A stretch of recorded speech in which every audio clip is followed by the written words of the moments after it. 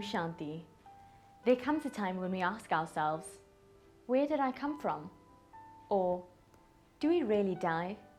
Or even, who am I? And so begins the most important journey of our lives, the journey within. The Brahma Kumaris World Spiritual University encourages us to transcend the physical world and experience our inner being, a spiritual being, a being of pure living light.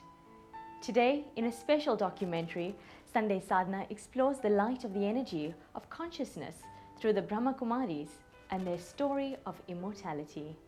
High above the dry and dusty plains of Rajasthan and Gujarat in India lies an oasis of hope, quenching the thirst of spiritual seekers from throughout the world through an invigorating lake of knowledge that refreshes, restores, and rejuvenates.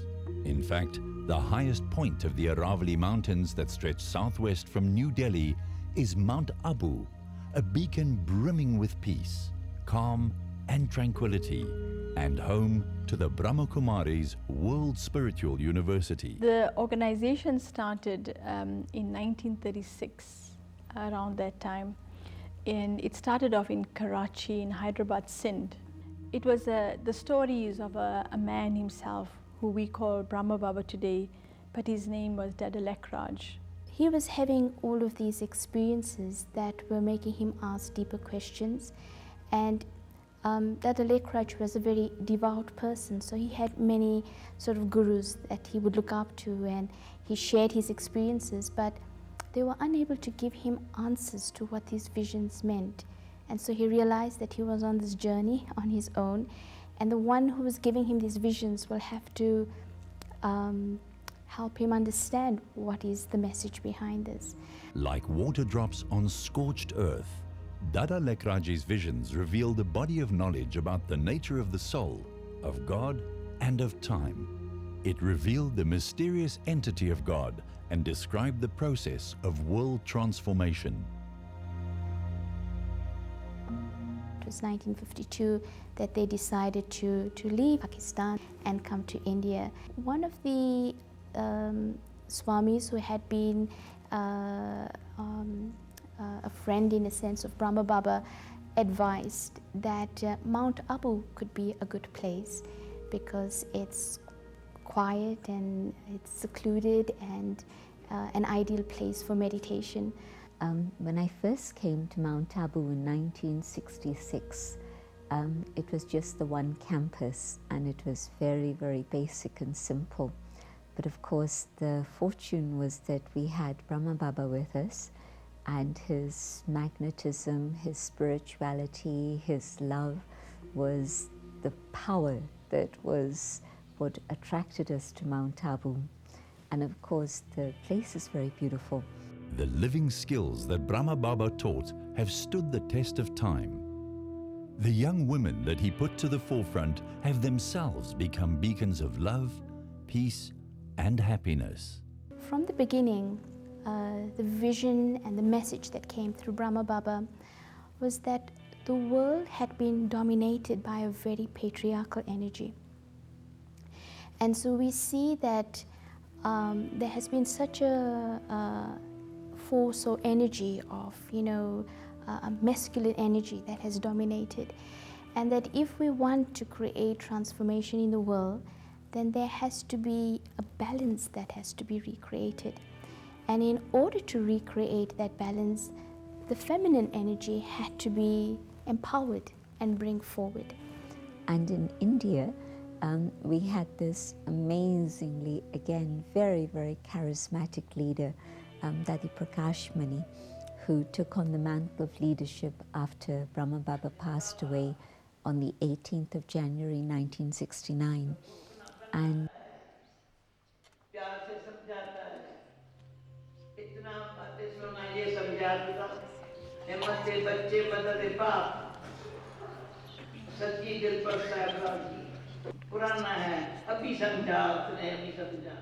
Dada Janki, the current leader who is now in her 90s, was one of the founding members together with Brahma Baba in 1937.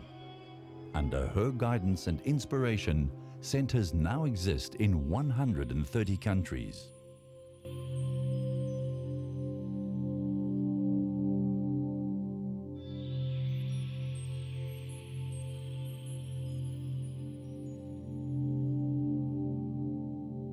And so Dadi Janki became the instrument to train teachers who went across to different corners of the world.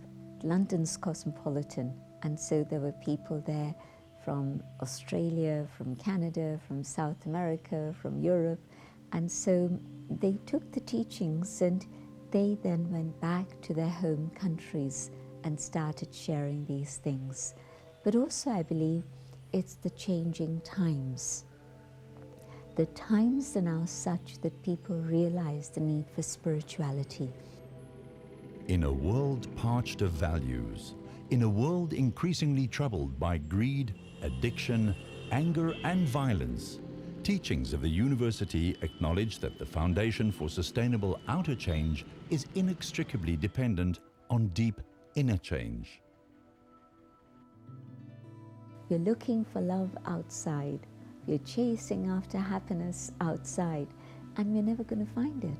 In a very simple way, the teachings of the Brahma Kumaris has guided me to understand that we have this physical life of ours for the benefit of uplifting ourselves to the point where we can bring our highest potential. So our purpose is to live that highest potential, which is peace, love, happiness, joy, wisdom and power. And it's always within us, but we forget it. For me, the most magical understanding was when I discovered that I am a soul, a point of light. And this body is my vehicle, my chariot. And within I, the soul, I have the capacity to create thoughts and feelings, to be able to discern between right and wrong, and to hold the memory of all the experiences that I've ever been through. The campuses in Mount Abu and other centers too are specifically designed to enhance that ultimate connection, that golden key of sacred communion with a higher power through a focus on light.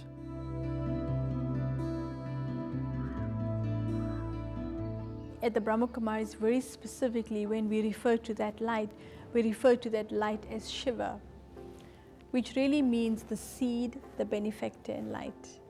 It really encompasses what God represents in my life. The seed, that the root of all creation comes from that seed. So all knowledge is in that seed. The light, as we know, also enlightenment and the direction for us to go back home. But the benevolent one, the one who gives us knowledge, will be the one who uplifts us. And so the guidance that we got is that remind yourself that you're not this body, you're a soul. And remember the one who is without an image, the Supreme Soul. And it will allow you to return back to your original state. So that's the benevolence of God.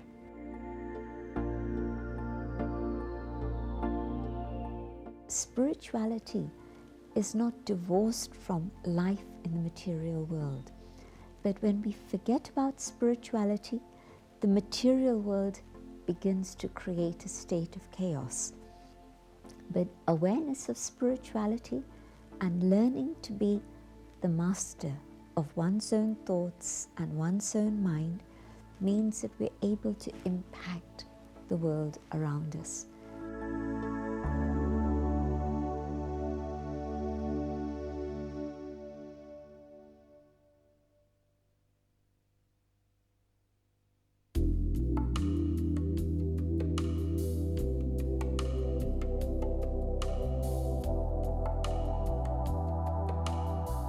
We teach a form of meditation which is referred to as Raja Yoga meditation.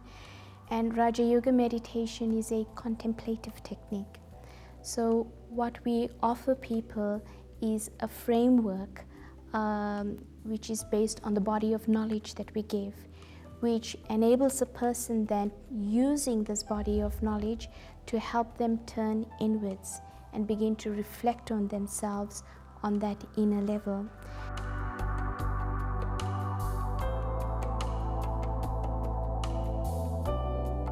The process of meditation is to help me tap into that resource. Then what is happening is that peace and love will come to the surface. So you're not actually making somebody into something they're not. You're actually bringing out their natural nature. It helps us to recognize that whilst the world is there and it's important, it's not the only experience that is available to us. I can actually withdraw my energy from that very physical dimension where, you know, people are doing what they do, and so often my energy is completely engrossed in that actually I can withdraw my energy from that physical world, and I can bring my consciousness into that subtle state. So what does that mean?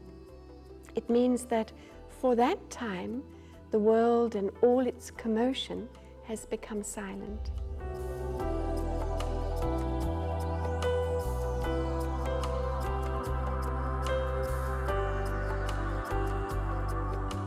You do sit quietly, give yourself moments of solitude where you remind yourself that you're a soul and connect with that higher being. And connecting with a higher being really means that I'm resonating on the same frequency of that being. And when you're at the same frequency, there's a transference of energy. So it's like energy from the Supreme is able to empower me. And that's the process of becoming enlightened and empowered.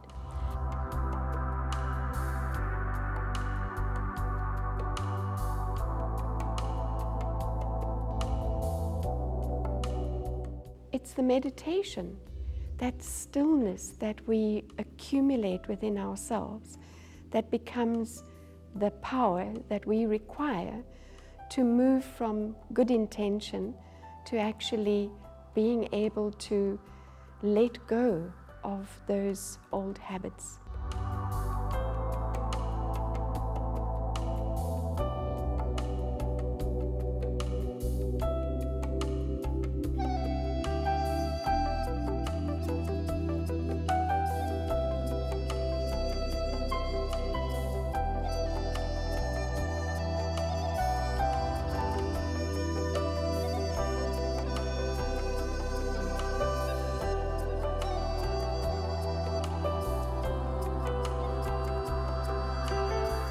The moments when I'm able to follow this program helps me to build up a reserve of calmness, a reserve of energy, of spiritual understanding that I can draw on in moments of crisis. You know? The reflection and contemplation during the meditation sessions is said to break old habits and help to build self-confidence in the present and hope for the future. I'm learning all the time that regular practice in whatever you do has enormous significance. Because I do believe that that's all they are. They are just habits. They're not the natural tendency of human beings. We're much happier when we're kind and compassionate than when we're angry and oversensitive. I also noticed that people saw differences in my behavior. Like my father, for example, at one point said to me he'd seen changes in my behavior. Members of the university form a self-sufficient community, devoting their time to assisting fellow seekers in their own self-transformation through spiritual study and meditation.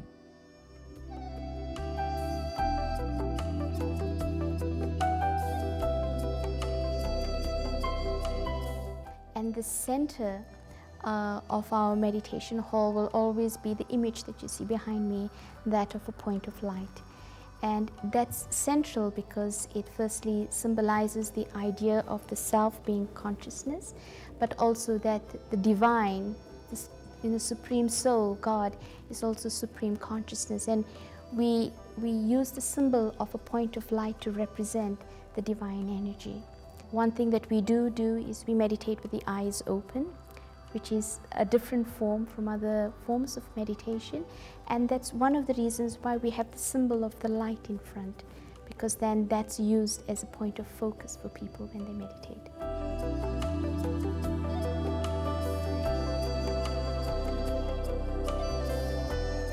Underlining always is the self first, and beginning to reflect on the self and how to utilize the practice of silence and meditation to create the level of inner clarity that's needed.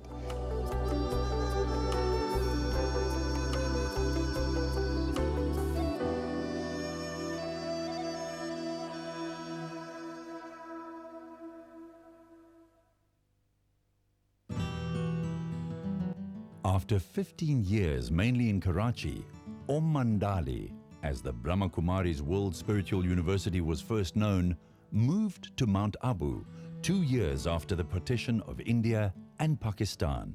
In many ways, this was very symbolic. It marked a physical move to a higher place, a place of abundance and a place away from worldly troubles. The new World Spiritual Headquarters became the ideal environment to foster and grow positive world consciousness, a place where fun and frolic could grow into higher thinking, a higher sense of being. This body is my temple, so I'd like to respect it. Keeping it clean, keeping it healthy is part of my lifestyle. And then make some time available where I will use my time to help somebody else, to serve them in whichever possible way. As a rainbow family of individuals from all walks of life, the Brahma Kumaris World Spiritual University provides a nurturing and supportive environment which encourages inner growth and a personal contribution towards making a better world. In Mount Abu, we have a hospital called Global Hospital, and that was also built in the mid-90s. And this was really integrating spirituality and medicine. 1991 saw the founding of a hospital and research center that now functions as a 70-bed hospital, offering free or subsidized treatment and medicine to 90,000 people, of whom 54,000 are tribal, living in the district's 855 villages. Mount Abu being a beautiful hill station, the only hill station between two states. But one thing was lacking from many years, that we were not having the proper hospital. So Brahma Kumaris took initiative to start the hospital on the holistic line.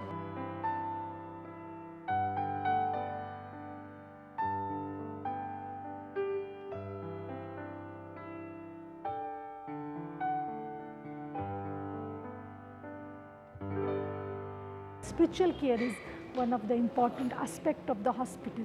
So we are introducing meditation and positive, thinking courses to the patients.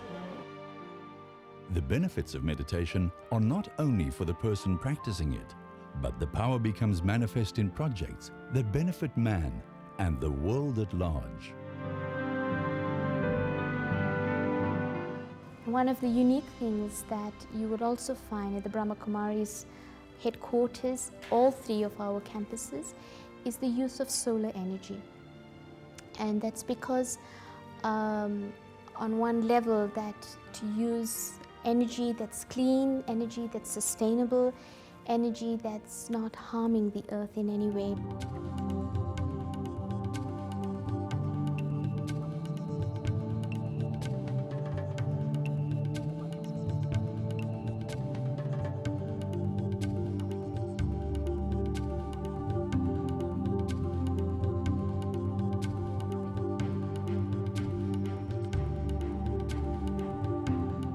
First plant in India which is producing power, or will produce power by solar thermal, and will have also storage capacity for 24 hours, so that we can produce the power by the sun in 24 hours, day and night continuously. So this power plant is one what we are doing totally by ourselves. We are constructing and developing the whole technology by ourselves, and we are also training the people, the workers who are coming from all over India here, and it is kind of capacity building. Besides helping the individual to explore and understand the inner nature of the self and the divine, the spiritual principles result in a practical application of higher values. And whenever we want to produce power, we are injecting water into a coil which is embedded in this drum. That can be done throughout the day, but it can be done even throughout the night or in the morning. And we will not discharge the whole field at the same time. We will do it just like that we decide by the demand of the power, that we will inject the water into this coil, and of course by 550 degrees this water will immediately be transferred into steam. And this steam will be brought by a small pipeline to a turbine building, and this turbine will produce the power. The phenomenal application of higher thinking and caring has spawned projects that are already in operation, as the centers strive for self-sufficiency, lowering the environmental impacts while also serving the world.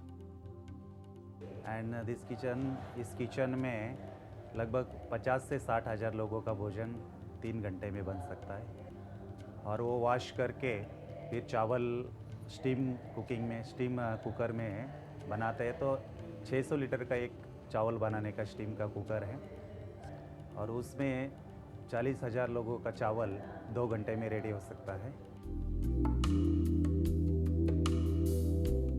Over 70 years have passed since Brahma Baba received that series of visions. He taught a practical method of meditation called Raja Yoga that was relaxing, refreshing, and cleared the mind and heart. Who could have guessed, besides those touched by similar visionary experiences, that the young women he placed at the forefront of the institution he founded would now be on the world stage, sharing platforms with political and religious leaders at the highest level, and leading a lifestyle revolution currently followed by nearly 1 million people from all backgrounds of culture and religion, race and society. I know that if I don't want to be fumbling and I don't want to be distracted, I should pay attention. It means that at the end of the day, when I put my head on the pillow, I'm very satisfied.